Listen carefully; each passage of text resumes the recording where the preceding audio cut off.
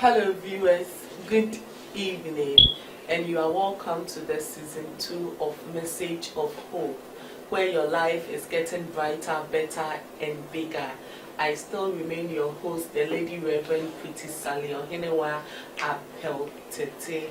We believe God has kept you and is still keeping you, and God will pour His enormous blessings upon your life. If somebody believe, can I hear a big amen?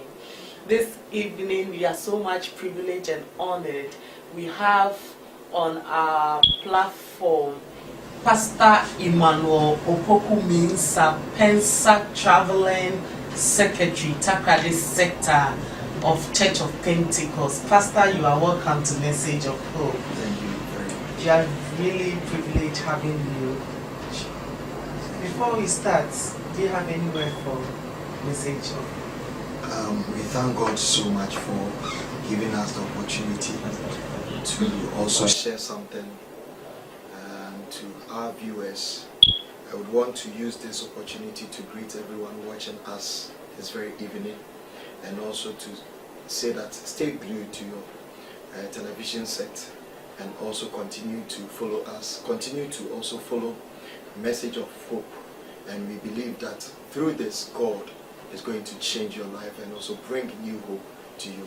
May the Lord bless you so much. Amen. God bless you too, Pastor.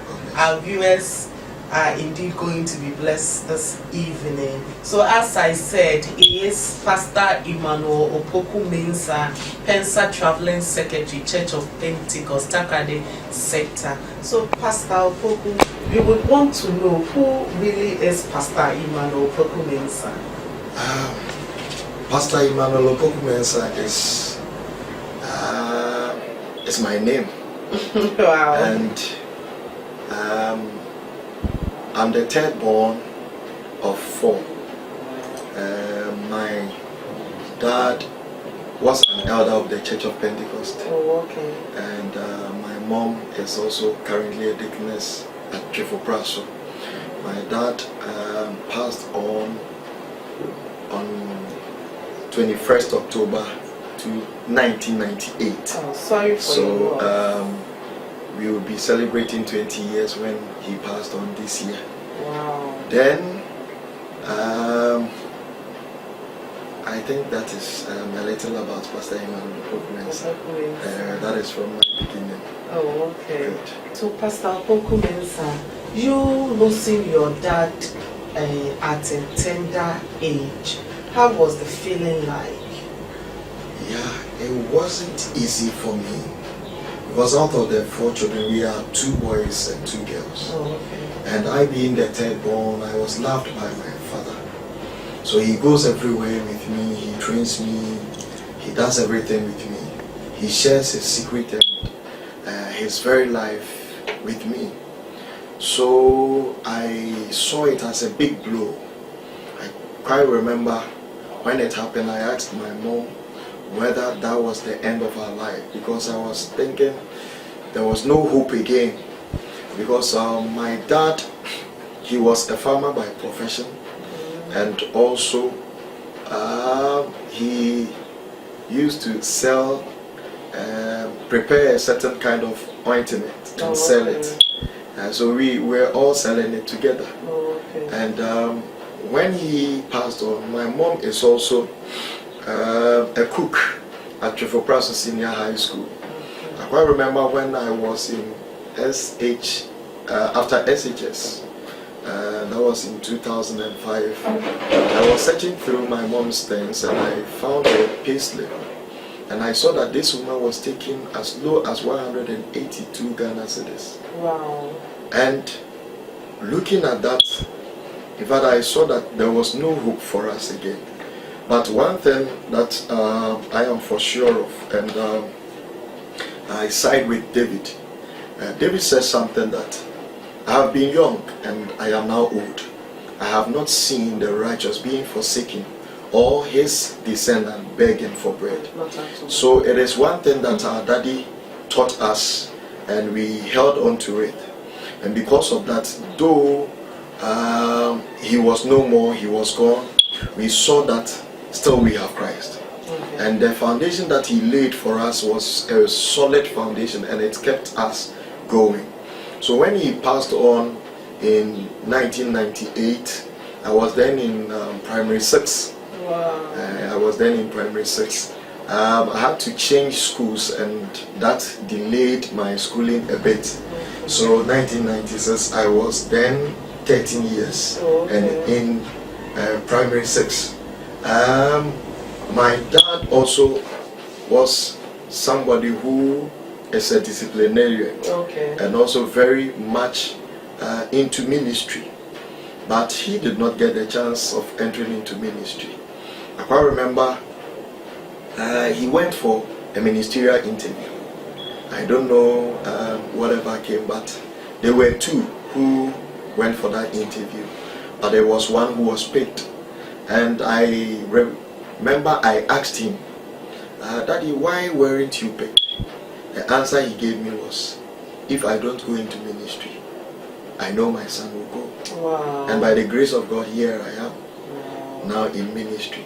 So it is the foundation that he gave us whilst we were young that helped us and kept us moving, because we hooked onto it. So I believe that the wise man is saying that train up the child the way he should go, and when he is old he will not depart from it. So as you train up your child the way he should go, maybe you can leave your child whilst your child is very tender, at a tender age, but because of the kind of foundation that you have built for your child, the Lord himself will see your child through, because it wasn't easy. He shared everything with me. There are times, even his money, I was the one keeping his money. And everything. He will go and buy a certain land, and he will go and show me all the demarcations. Meanwhile, my mom was not even aware of it. So you're taking the place of your mom? Something like that. Okay. But so I, for instance, in fact, I lost every hope. But thanks be to God, his junior brother came into the scene, and by God's own intervention, and he came to play the role as our dad. He also passed on just last year October, 4th October, he also passed on. When I arrived in Takrady here, he was also here with his friend, because he had been sick for some time, so his friend took him to himself, and I went to visit him, and I saw that no, the man was going.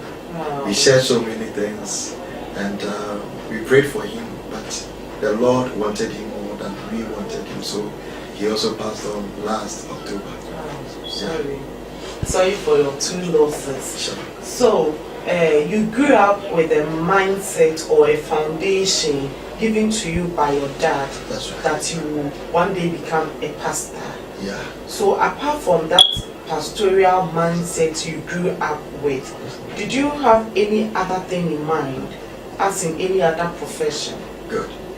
At my tender age, let's say when I began dreaming, when I saw myself that I can dream, I know what dream means and other things.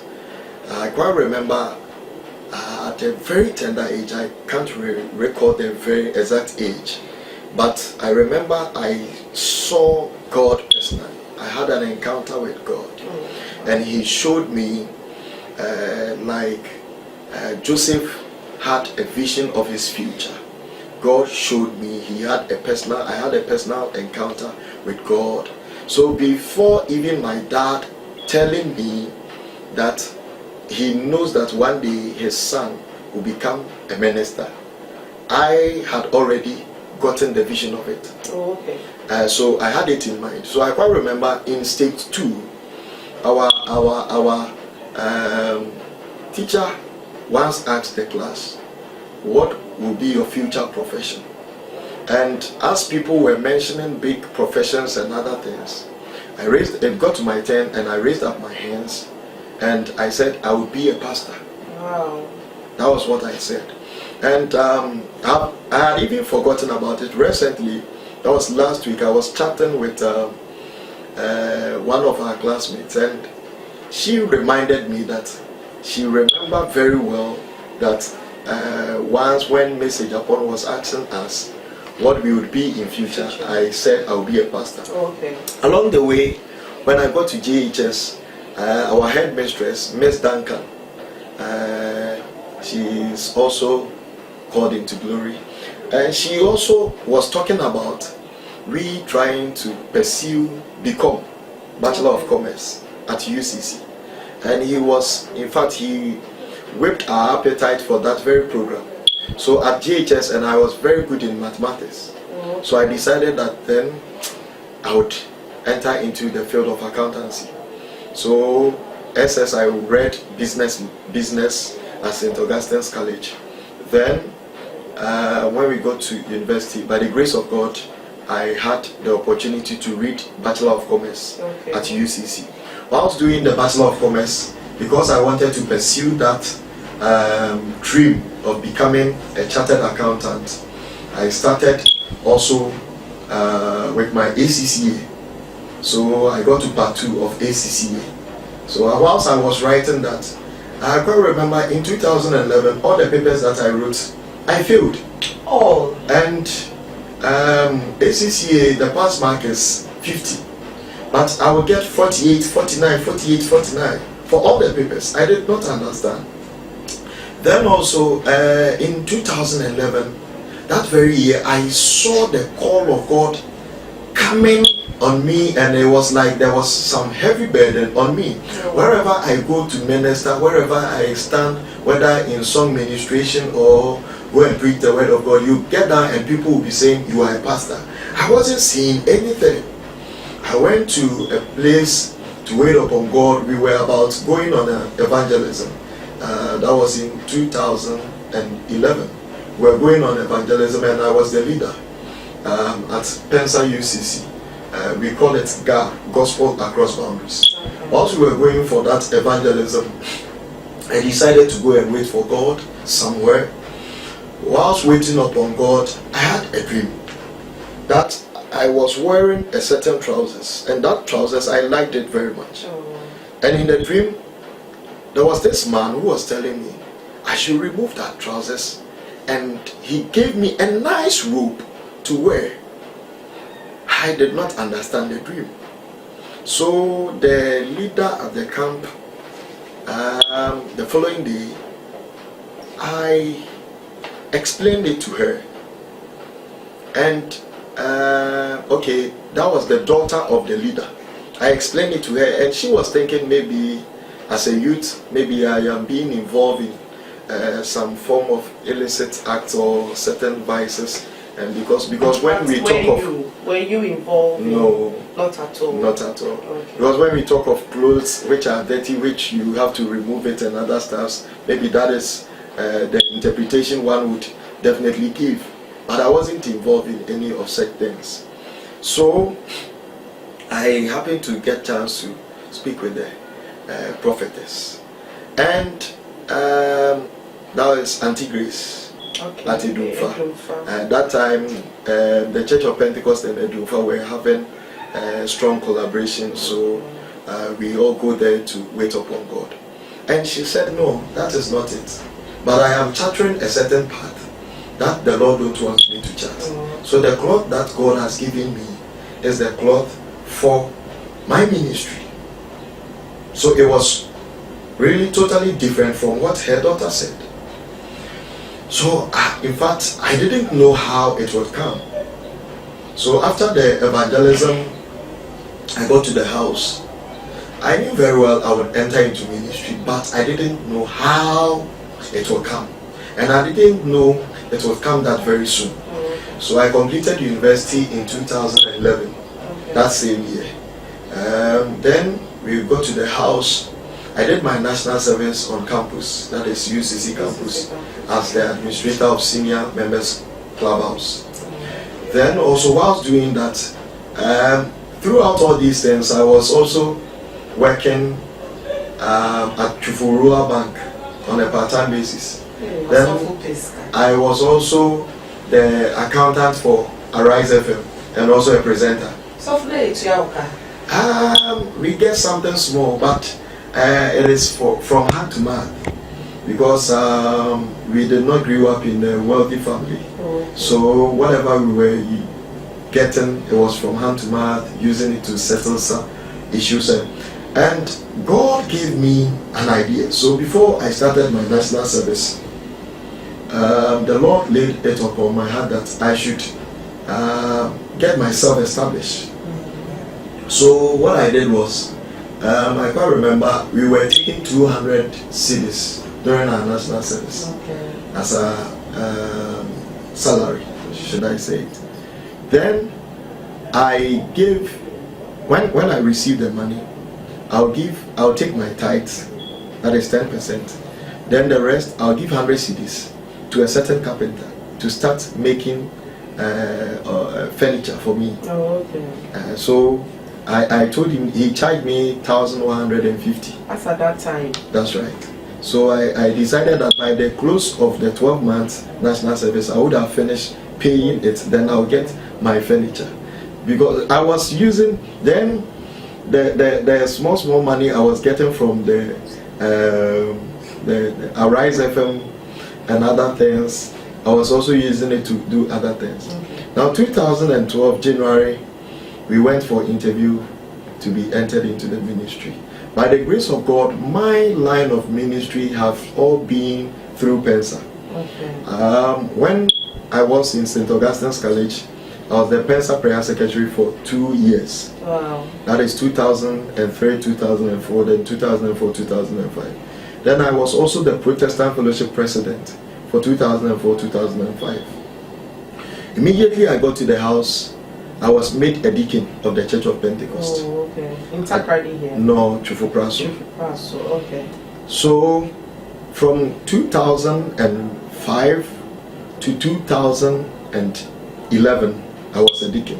Okay. Then in 2000, once I was a deacon, I was doing the work of elders. Okay. Because my dad was an elder, so I knew the rudiment and the kind of things elders they do. And wherever there is a gathering, I would make sure I will be there. Okay. And closely, I will learn something. And 2011, 9th January, I was made an elder at KNUST when we went for ITI conference or Mensah Ghana conference. I was made an elder. Then in 2012, at Cape Coast, for the same conference, I was called into the ministry. So we went through the interview at the conference, then we went for national interview. Then by the grace of God, the results came. So 2012, right after my national service, straight to the Bible school. So I did not even stay in the house for even 1 month. Wow. Right after national service, I entered into the Bible school. Yeah. So from your experience, you could realize that it had been checked. Right. And I want to applaud you. You went to one of the best schools in Ghana. That's right. St. Augustine. Kudos to that. And then, like I was saying, you could see it was church Christ all through your life. Although you were participating in church activities, did you have any challenge that people didn't know? That when you go to your closet, you pray, God, although this is how people see me, but this is how I see myself. I don't want it again. Let it be far from me. Did you have any challenge like that? Yes. I was somehow, how should I even put it? I was quick-tempered. Oh, okay. And I didn't like it. And because of that, it made me to quarrel in myself. How I wanted to come out. I know that I can't tolerate seeing somebody going wayward. Maybe we are doing something and the way it should go, maybe you don't want it to go that way. I can't tolerate it. And also, I hate people who are, let's say, hypocrites. I don't like it. So I was a bit quick-tempered, and it was worrying me, and I wanted to, in fact, get out of it, because I knew very well that if I'm going to enter into the ministry, then being a quick-tempered person, it wouldn't help, and a whole lot. But for my life personally, I did not really involve myself in those things, especially. So I did not really have that challenge. But apart from being quick-tempered. So how did you overcome the quick-temperedness? Yeah, I read something. I've forgotten the writer, but the statement says that if you are angry, you either hurt yourself more than the person you are angry at. Okay. And anger would rather destroy you than even that person. That's true. So I saw that, in fact, it's true. The very same person that you are angry at, this person will be walking freely. When you see the person, then you'd, excuse me to say, your heart will be beating faster than you can think of. And so I decided to pray about it. In fact, I dedicated some time. I fasted and prayed, then also took consolation from the scriptures, and I prayed about it. And by the grace of God, the Lord took it out of me, and now I can tolerate everybody. Wow. All the places that I've been able to work, I virtually have this encounter or a clash with my boss. When after SHS, I went to teach in a certain village at Chofopraso. The village is called Asamwaku. So for your breath for I went there, and the headmaster over there, I don't know whether he was thinking I was coming to take his work from his hands, but he was always on my nerve. I couldn't tolerate him, and we had some few clashes. But I left there.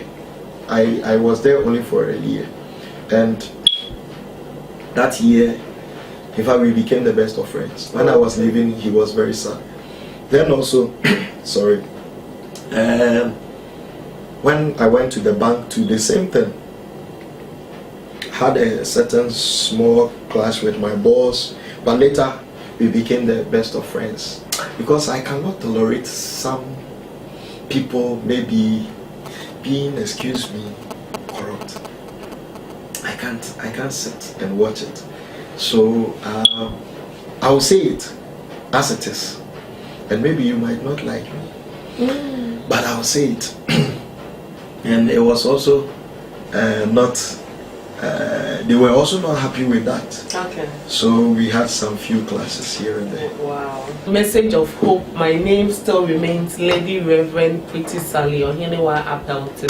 You can follow us on Facebook, you can follow us on Instagram, you can follow us on Twitter, and you can also follow us on YouTube. If you want to sponsor this program, you can call 0241 607362. I pray God touches the heart of someone, our viewers, to sponsor us, so that message of hope will touch every household, and it will make lives brighter, better, and bigger. So, Pastor, how did you meet your wife? Yeah, I met Sofmame Hartwell at UCC. Okay. Whenever I want to share how I met her, at times it brings some memories. Wow. Memories of good old days. That's right. I met her at UCC during 2009 Mensah Ghana conference. Oh, okay. In fact, she was my senior. When I met her, I was in second year, and she was in her final year at the university. So, in fact, I've been in the school for 2 years, but in fact, I have not set eyes on her before. So, it was during the conference that I saw her, and I had already been praying about my future partner, because I quite remember in 2007, Chofopraso district, we had a program with one pastor who was a counselor of the Church of Pentecost. He is of blessed memory right now. And he encouraged the youth that we should start praying concerning our future partner. Then I also talked with one retired minister. He was a father to me, and he also encouraged me to pray concerning my future partner. Then I told him that, Daddy, I'm not going to marry right now, so why should I pray for my future partner? Then he said, you need to pray so that when the time is up, you will not struggle to get married.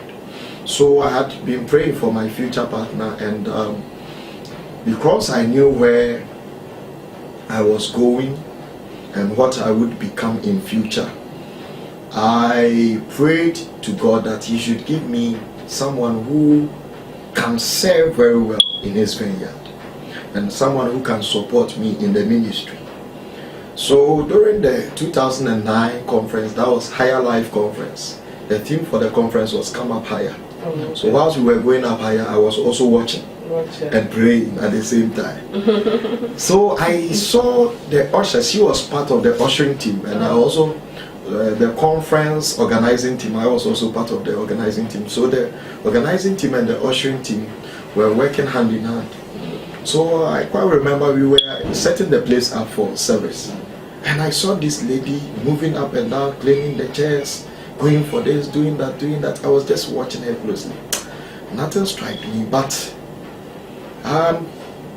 it was after the conference we became friends. Okay. I can't remember, I bought my Lacoste for the conference, and I left it with her. And I'm also not good at keeping names. So I saw her, I asked of her name, and she told me she was Hartwell, but I had already even forgotten about her name. I gave my Lacoste to her to keep it. After the conference, I did not even remember that my Lacoste was with her.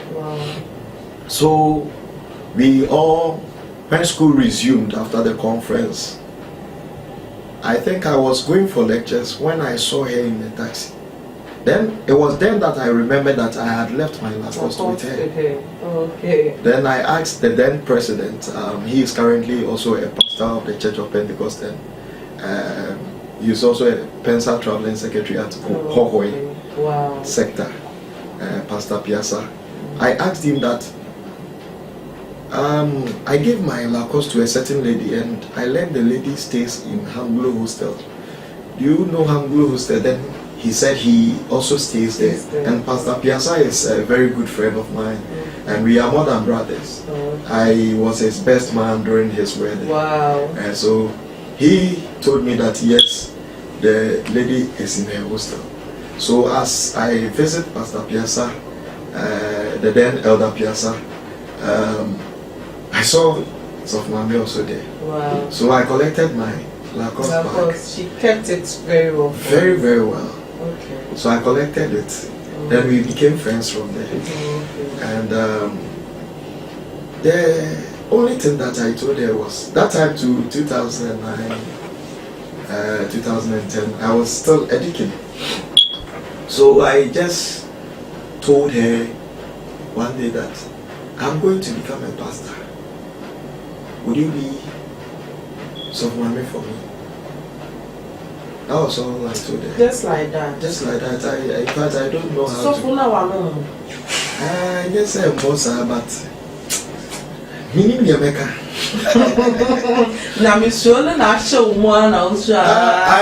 I can't remember. An incident happened. Let me share this. When we were in St. Augustine's College, at the end of every year we have prefect dinner. And because I was the Protestant Fellowship president on campus, the prefects allowed me. The Protestant Fellowship president was, excuse me to say, the same as maybe the SU president. St. Augustine's College, we have only Protestant Fellowship and Charismatic Renewal. We don't have SU. So the Protestant Fellowship was for all other denominations apart from Catholics. And so I was the president, and the prefects invited me for this dinner. So we went to Holy Child, that is our sister school. Then when we got there, Every table takes 4, 2 ladies and 2 gentlemen. And on my table was Tamara. She won Miss Malaika, I think 2000. She was, my date for the night. We sat there for over 30 minutes. I was not even able to ask her of her name or even how are you. No, I know more. Oh, No, I know more. I am also of a shy type, and I wasn't into. I wasn't good at relating well with ladies. The opposite sex. Yeah. Okay. So that was a little challenge. So I just told Soft Mommy that I'm going to become a pastor. Will you become the Soft Mommy? It took a whole lot of time for her to accept it. In fact, she pulled my leg, and I didn't want it that way because I was, as I said, a shy type. And one reason that I also was not good at that was I fear that if I go and propose to a lady and the lady bounces me, then it is going to be something. So you feared rejection? Yeah. Okay. So when she was not even giving me the positive answer, in fact, I tried keeping myself away from her. I didn't want to see her because I was feeling like I've sinned or something. So I tried avoiding her for some time till things began to evolve. Then we decided to come together again. And see, I'm son who catches of family, so over also for bears of family, when you can ask your Bible better. Oh, no. Not at all. Not at all. Not at all. Yeah. And see, Ojitu, how was the feeling? Wow. Ojitu, I was very glad. But at the same time, I was nervous a bit. Nervous because now I did not have anything on me. I have gone to propose to somebody. Now she also completed school in 2009. Okay. And I was then in 3rd year or going to 3rd year. So I was thinking of how I'll be able to maintain the relationship till I complete. And she also was a teaching assistant, still on campus. Then when she finished with her national service also, she continued with her masters. So she was also still on campus. But I didn't know how we would be able to maintain a clean sheet till I complete and also get married. So, but the grace of God was very sufficient. We were able to maintain a clean sheet. She really helped me whilst on campus. She really helped me. What I would advise our youths is when you enter into a relationship, if you are not ready, you shouldn't enter. And if you know your weakness, you cannot enter into a long period of relationship, you shouldn't enter into a relationship. Because there are so many dangers. The body fires will be working. Because you love the person. And when you get so close, at times you feel like getting closer and closer and closer. But what really helped us was the very moment she accepted it, I told her to inform her parents. Then I also informed my parents. Then I managed to go and visit her parents. Go and visit them whilst they were in the house. I managed to go and visit them. Then I introduced myself to them that, fine, I am so and so. I have interest in your daughter. But I'm not going to marry her now. This is the plans that we have. So if she can wait, fine. Then she also came. I also introduced her to my parents. So because we introduced each other to our parents, we were on the verge of keeping our sheets clean. Because if we do anything and our parents gets to know, it is going to be an embarrassment. Then in 2011, when I was being called into an eldership. I went to the interview at Tech, and the panel asked whether I had somebody in mind to marry. And there and then I mentioned her name and introduced her to all the pastors, including the current youth director of the Church of Pentecost. So, because I introduced her to all these people, my parents, my pastors, and even my friends, I made sure that I would not do anything to bring any form of embarrassment to them. So that was keeping us. And they were also coaching us on how we can keep ourselves without doing anything to soil the image that God has created for us. So we were all, we prayed together. Then as I knew that she was going to be my future partner, I also began training her whilst on campus, while she was doing her national service. I was also a student. You know, UCC, we had the chance of, Mensah UCC had a slot at ATL FM where we go to preach every Friday on Hour of Hope. And when we go, because I was the evangelism director of Mensah UCC, I was in charge of the radio ministry as well. So whenever I was going to preach on air, I would go with her. Then I was training her. At times I would give her the slot to go and preach. And she is also the shy type. So the first time I gave her the slot, she accepted it all right. Meanwhile, she went to her room, to her hostel, and she told me she prayed that it should rain so that very long we cannot grow. And from Amamoma to Old Side is very far. And that very dawn, it rained from 4 a.m. till 6 a.m. God listened to her prayer. And if I did not know, I said fine. The next time, if you pray, I will also pray, and you will know who God will answer. So I gave her the second slot, and she prepared herself. She prayed all right. I also prayed. That day God did not allow it to rain. When we went, she preached for only, I think, 9 minutes. Wow. For the first time, she preached for 9 minutes. Then I continued with her message. Then we opened the phone-in segments, and other callers called. We prayed with some. We encouraged some. Some also accepted the Lord Jesus Christ. So I trained her and trained her. The following time that we went, she preached for 20 minutes. Okay. Then the third time, she was able to preach for 30 minutes. Then when I was going for prison visitation, that is at Ankapo prisons, I sent her to the prison visitation. Okay. So I groomed her. I know I was preparing her for my own self. And now she is also a very good helper and a helpmate for the ministry. Wow. In fact, she has been my backbone through our ministerial journey. We have been in ministry by the grace of God for the past 6 years. Wow. That is from 2012 to date. Wow. And she has been of great help to me. Wow. Yeah. Awesome, Mommy. God bless you wherever you are. More grace.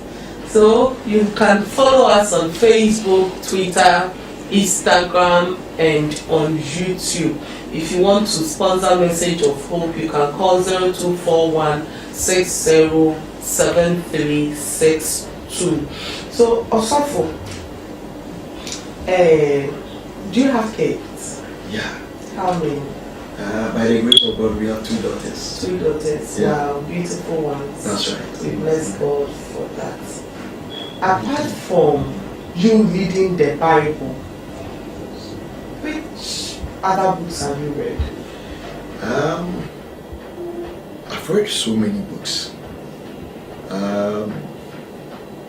Exploit in Ministry by Opoku, God's General, this thing called Salvation, Myth or Mystery of by Apostle Professor Opoku, his biography. I've also read Cameron with Fire by Apostle Into Me. Then Evangelism by Fire by Rehan Bonki. I've read so many books. Are you a fireman? Sure. Okay. I know you are the Mensah secretary. Mensah Traveling Secretary. Mensah Traveling Secretary. That's right. So it tells us that you travel a lot. That's right. Because I remember I talked to you a week ago and you were going to South Africa. That's right. Yes. How are you able to merge family life with your traveling work, like going here, coming there? How have you been able to merge the two? By the grace of God, I thank God for the life of my wife. Yeah. In fact, so Mami Hartwell is a very good woman. She has a powerful name. That's right, Hartwell. In fact, she is the will of my heart. Wow. Also full of vibes. She's the will of my heart. Okay. And you know, because of the training that I took her through whilst we were on campus, she understood the ministry work. And even so, whilst on campus, I was not staying at one place. So it was when we started our relationship, it was maybe the first 2-3 months that I quite remember she once asked that I've not been getting time for her. After I have taken her through where and the places I go and the things I do, even plus my academics, she understood it, and up to date she has not even asked me that I have not been making time for her. So because whilst on campus I was going to ATLFM, visiting all schools in Cape Coast, because as part of our the evangelism work, we were coordinating all the Mensah schools in Cape Coast. So that was also a preparatory grounds for me to come into the ministry as a Mensah Traveling Secretary, because I can say that all schools in Cape Coast with Mensah, I have gone to minister over there. Wow. The Mensah Traveling Secretary as and then sent me on an errand to go in and preach or conduct a handover service or maybe go and do something. So have you been to Agri Memorial? I've been there for maybe Agri. I went there twice. That's nice. Oh, okay. It's also a nice school. Very. Yeah. So because of all those things that she saw, she understood the work. Oh, okay. Then also, when we went to Bonre at our first station, over there, we had 11 local assemblies. And there are times we go on trek, we sleep there. So, in fact, I made her to really understand the work, the nature of the work. So, she has not been worrying me about me not getting time for them. But the little chance I get, I make sure I spend quality time with the family. Last Friday, it was a holiday, and I came from South Africa on Wednesday. So as I rested on the Thursday, Friday, they were all in the house. So I just told them that everybody should take his or her bath, they should dress up. I am taking them out. But they didn't know where we were going, but I knew where we were going. Then I took them to the airport for sightseeing. From the airport, we went to the Sekedi naval base to also re-enter the ship. We had fun. Then, so whenever I'm around, I make sure at least I spend some quality time with the family. When I'm away, they would miss me, but I tell them that God is there. So they also understand the work of the ministry. I can remember last Sunday I was just packing my suit and other things, the one I traveled with. Then my daughter came and asked me, "Daddy, are you going again?" Oh. Then I said, "No, I'm now packing up my things." Wow. So there are times they really miss my absence, and they want to really see us in the house, but we make sure that whenever we are around, we spend quality time with them. Okay. So for Opoku, your last word to our viewers. Yeah.